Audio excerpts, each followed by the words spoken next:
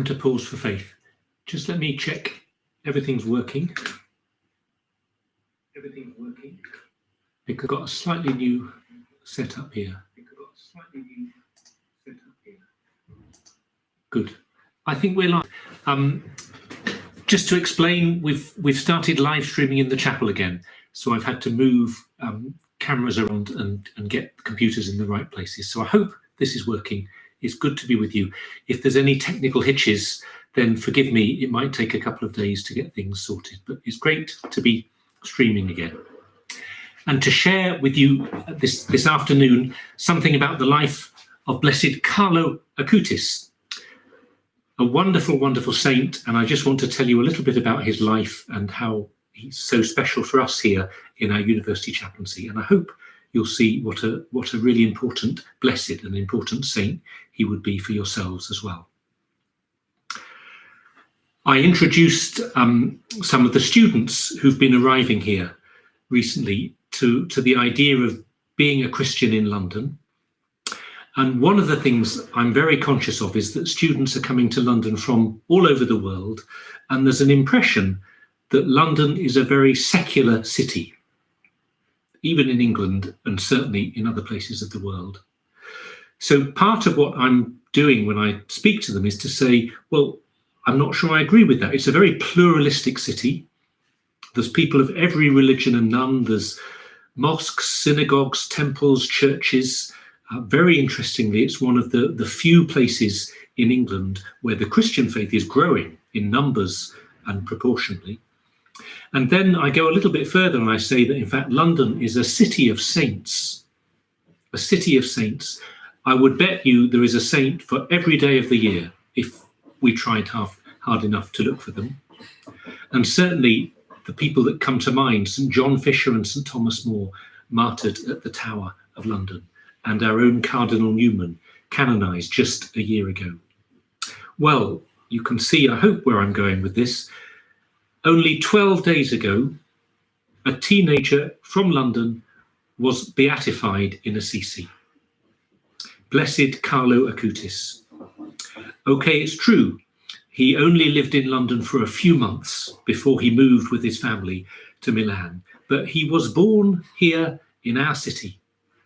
He was baptized in the Servite Church in Fulham, just about 4 miles from where I'm sitting now. I know the church so well because it's very, very near to the seminary, Allen Hall, where I lived, and I'd often go and pray and celebrate Mass in this church. Well, the baptismal font there is where Blessed Carlo Acutis was baptized, and by coincidence, I was on a Zoom meeting with his parish priest, not the one who baptized him, that was 30 years ago, but with the current parish priest of the Servite Church in Fulham, really excited about the effect that this is having on the faith of the parish. So I can't say Blessed Carlo walked our streets because he wasn't walking then. He wasn't even toddling or crawling, I doubt it. But certainly he breathed our air. He drank our water. He was baptized in the baptismal waters of London. And let me claim him as one of the many great London saints, a city of saints. But to tell the story, okay, really he's Italian. There he goes back with his family. He was born in May, 3rd of May, 1991. Many of you were alive then. He was baptized and born and baptized in London, moved back to Milan in September. So when he was just a few months old, he grew up his childhood, his teenage years. Carlo was in so many ways just an ordinary teenager. When you look at photographs of his shrine in Assisi, his body is laid out in a beautiful glass casket, so you can see his body. There it is. You can look into his face. What's he wearing? He's wearing a tracksuit top, jeans, and a pair of Nike trainers with the swish, the Nike swish, very clear, as if they'd sponsored this. They haven't. These were his favourite clothes. This was his favourite pair of shoes. He looks like so many ordinary teenagers walking the streets of London. He looks like so many of our young students do today still. Carlo had a passion for computers. He taught himself to code at an early age. He loved playing video games. His console of choice was a PlayStation 2, which was released in the year 2000 when he was just 9 years old, and he was ecstatic with the excitement that he could get his hands on a PlayStation 2. But he was very aware of the dangers as well of overload and of getting lost in the computers. So he would really limit himself and try and get his life in balance. He wasn't just stuck in the computer non-stop. An ordinary teenager, he loved films, he loves comics, he loved football and action films and Pokemon. He had a passion for animals. Apparently he had 4 dogs, 2 cats, and many, many goldfish as pets of his or his family. So having said all of this, there was something very, very distinctive about Carlo. From a young age, he seemed to have a special love for God, even though his parents weren't especially devout. His mother said there was in him a natural predisposition for the sacred. He was longing to have his first communion, and he pestered his parents and his priest to allow him to have communion slightly earlier than it would have been in those days in Italy. I think he had his first communion at 7. And in the convent where he received his communion, and he entered the convent, and above the door, in the doorway there was a sign that said, "God is enough. God is sufficient." His longing for God, his love for Jesus. And after his first communion, he became a frequent communicant, often going to weekday mass whenever he could, going to confession once a week. And he had this lovely habit that he wasn't just there for mass. That's wonderful. That's the highlight of our faith. But he would always try to have some time praying before the Blessed Sacrament, before the Mass began or afterwards. He'd make a little holy hour before or after Mass so that he had some personal time of devotion and worship, as well as the worship of the Mass. He was drawn to the Eucharistic presence of the Lord. He is a saint of the Eucharist, without a doubt. Some quotes from Carlo here. "The more Eucharist we receive, the more we will become like Jesus, so that on this earth we will have a foretaste of heaven." He said, "The Eucharist is my highway to heaven." And later, "If we place ourselves before the sun, we get suntans. But when we place ourselves before Jesus in the Eucharist, we become saints." His witness of faith, his love for the Lord, his love for his Catholic faith, it touched people. It led people around him to a deeper faith, including his family. Be nice to think, oh, it was easy for him to become a saint. He grew up in a house of saints. Everyone was praying all the time. If only that were true. But for him, people were not praying all the time. His mum and dad didn't have a particularly strong faith. His mum said she hardly went to Mass after her first communion, her confirmation, and her marriage. It was through Carlo's example and devotion and nagging that his mother became more devout. A priest said about Carlo, he managed to drag his relatives, his parents, to Mass every day. It was not the other way round. It was not his parents bringing the little boy to Mass, but it was he who managed to get himself to Mass and to receive others and to convince others to receive daily communion. And he had a particular love, passion for the stories, the many true stories of Eucharistic miracles in the history of the Church.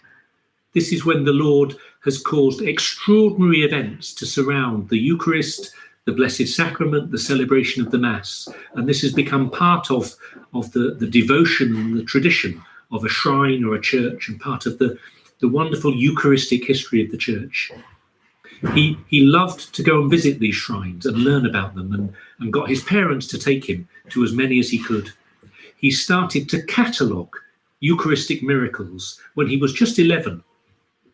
And then when he was 14, with his love for computers and coding, he was inspired to start a website to promote and list these Eucharistic miracles. It's nice to see how saints influence saints. One of my favourite saints is Blessed Giacomo Alberione. When I was studying in Italy, I learned lots about him. He founded the Society of St. Paul, and some of the Pauline sisters took me to visit his shrine after going to see them and to spend some time with them. And Blessed Alberione, his whole passion for the Paulists was to evangelize through the mass media, through the modern means of communication. That didn't mean the internet and social media back then. It meant radio and TV and newspapers and publishing. But how inspired Blessed Alberione would have been by the internet in all its possibilities, and Carlo was inspired by Blessed Alberione. But as I say, he wasn't someone just stuck on the computer. He had such a big heart for other people, a heart for the poor. He was volunteering at the soup kitchen in Milan near to him. He would use his money, his pocket money, for the poor. His mother said that with his savings, he bought sleeping bags for homeless people, and in the evening he brought them hot drinks. He seemed to have a completely different set of priorities and values to so many of his peers, but without rejecting them and looking down on them at all. And it was a real personal concern when friends were in difficulties. Often, you know how hard it is when families have their own difficulties. He would be reaching out to his teenage friends to support them. He made a real point when husbands and wives were having difficulties and family breakdown to be close to his friends and to make them part of his family, just so that they knew they had somewhere that they could turn and that they weren't alone. He would defend his Catholic faith, including his pro-life views, which certainly weren't popular with everyone, but he was fearless, not arrogant, but just confident and self-assured and fearless in speaking about his faith, about the value of life, about the dignity of the human person. Ordinary things, you might say, for Christians, but not so ordinary to speak about them with such confidence. And to defend especially the disabled and those who were bullied because of their personality, or because they were left out, or because they were struggling with whatever it was going on for them in life. He was always looking out for others and trying to include them. So just what a heart he had for others. And as I say, saints make saints. Blessed Carlo was inspired by the many saints that he got to know through Catholic history. His favourite saint was St. Francis. His favourite place was Assisi. But he had a special love, almost an intuition of the importance for the young people who had been canonised. St. Francisco and St. Jacinta from Fatima, 3 of the Fatima children. Lovely for me when I was at a wedding of some of our students last year in Portugal, to be able to go to Lisbon and to Fatima and to pray at their shrines. St. Dominic Savio, St. Bernadette of Lourdes, these great young saints who touched him so much. Somehow, Carlo knew that he would die young. He predicted the cause of his death. His mother said Carlo always had a sense that he couldn't waste time. He contracted leukemia, and his instinct straight away was to offer his suffering, his pain, for the needs of the church and the world. Very specifically, at that time, he was praying for Pope Benedict, who was the Pope, and for the needs of the universal church. He said, I offer all the suffering I have. I will have to suffer for the Lord, for the Pope, and for the church. And then again, this instinct he had that his life would be short. He said, I am happy to die because I have lived my life without wasting a minute on those things which do not please God. How many of us could say that? I'm happy to die because I have lived my life without wasting a minute on those things which do not please God. The doctor treating him asked him if he was suffering much pain, and his response was, there are people who suffer much more than me. And he said, I would like to leave this hospital, but I know I will not do so alive. "I will give you signs, though," he said to his mother, "that I am with God."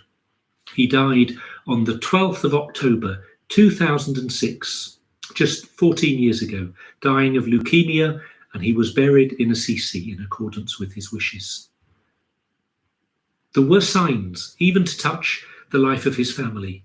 His mother, Antonia, was utterly convinced that it was because of his intercession that 4 years later, at the age of 44, she gave birth to twins. And when were they born?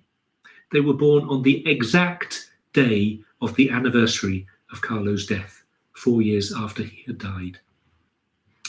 People were so struck by his life and by his story that there were calls for his beatification. People just had an insight that this was someone who lived their faith and showed us something of the holiness of the Lord, even in his young, short life. He was titled Venerable in 2013. There was a miracle of healing in Brazil, I think, through his intercession in 2013 as well, but was confirmed by the church 6 years later in 2019.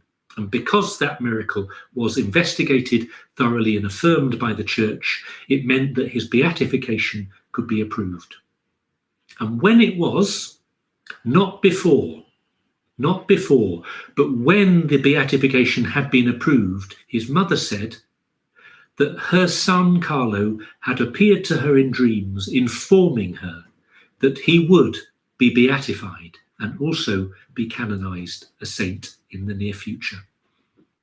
So she didn't go shouting this in order to cause his beatification. That would be a little bit circular and a little bit suspicious, but just when it had become a fact, when it was clear that this was where things were going and what God's will was, then she was humble enough to say, in fact, this had been, as it were, spoken to her through the sign of those dreams.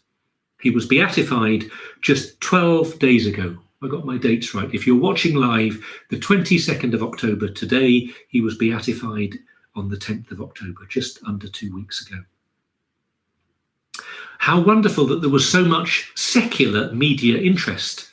He was on every news outlet that I was looking at, the BBC, CNN, all the British newspapers, the American newspapers, the Italian newspapers, as well as all the Catholic sites and the Catholic blogs.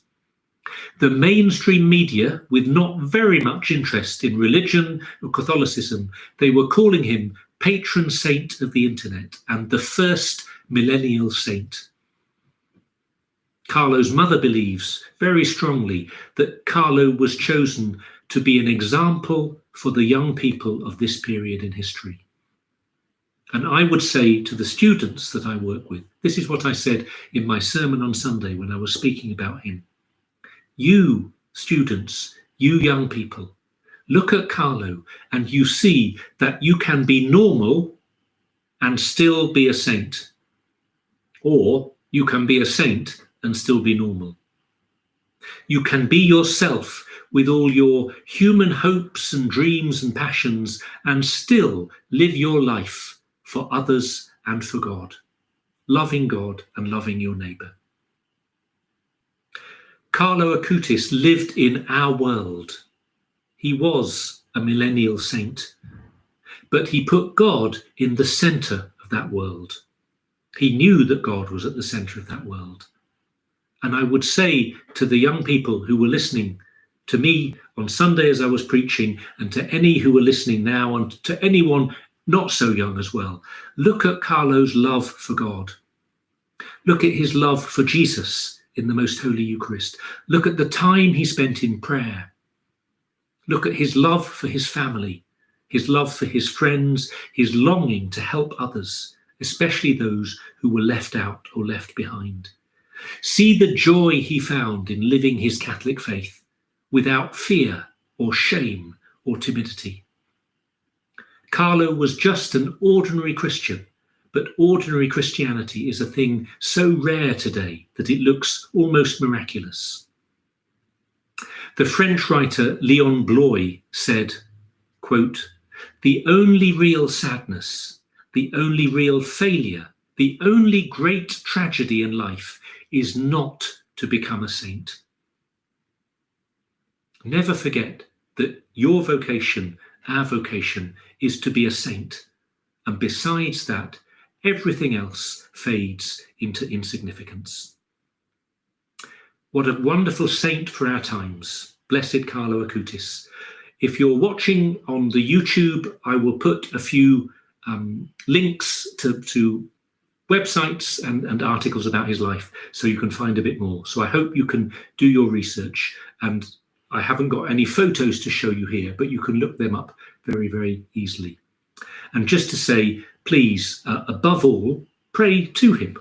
Yeah, what a wonderful person who is an example. But remember, the saints are not just great examples, they are friends and intercessors. So turn to him so that he can become your friend and your loving companion, and turn to him especially so that he can become your intercessor, and take him as a patron saint of anything connected with his life. This is one of the ways that we discover patron saints. If you're praying for young people, if you are a young person, pray to Blessed Carlo. If you're praying for struggles with the internet, with computers, pray to Blessed Carlo. If you're in a family where your faith is not shared with others, or those around you don't share your faith, pray to Blessed Carlo. He's been through these experiences and so much more. He understands our needs, and that's one reason amongst many why his prayers are so powerful. Let's pray that there is a great devotion to Blessed Carlo throughout the world, amongst our young people, and especially to us here in London. Blessed Carlo Acutis, pray for us, a saint of London. Lovely to be with you. God bless you. As I say, sorry if there's a few technical hitches. We'll iron them out. If you haven't subscribed to Pause for Faith, we'll be trying to do a bit more streaming now that there is now that we're in tier 2 in London. There's more restrictions, so we're trying to do a bit more streaming for our students who are self-isolating because of the quarantine. So keep in touch, do like or follow the Pause for Faith YouTube channel, and then you'll hear about some of the things that we're doing over the next few weeks. God bless and good night.